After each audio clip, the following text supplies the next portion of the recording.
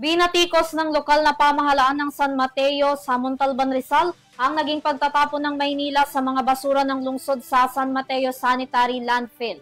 Giit nito, bukod sa hindi kaya ng landfill na humawak ng maraming basura, wala rin daw otorisasyon ang Maynila na makapagtapon dito. Nagbabalik si Catherine Landicho para sa detalye ng report.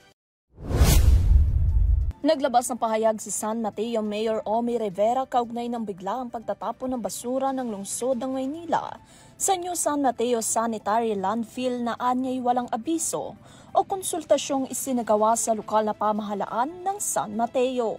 Ayon kay Mayor Rivera, ang nasabing landfill ay itinalaga lamang bilang alternatibong tambakan ng basura kung sakaring matigil ang operasyon ng pangunahing landfill sa Montalban.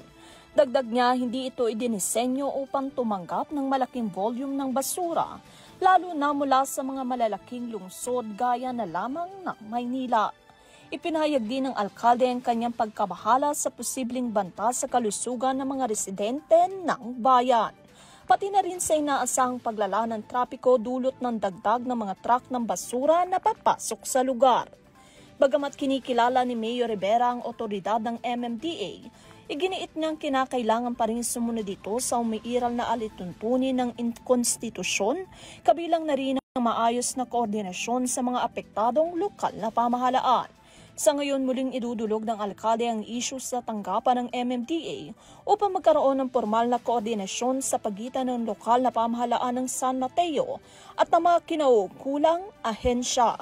Nagugat ang isyu matapos inanunsyo ni Manila Mayor Isko Moreno Dumagoso ang natanggap niyang abiso mula kay MMDA Chairman Romando Artes na nagsasabing ililipat ang pagtatapon o pagtatapunan ng basura sa Maynila o ng Maynila sa San Mateo Landfill simula noong August 27.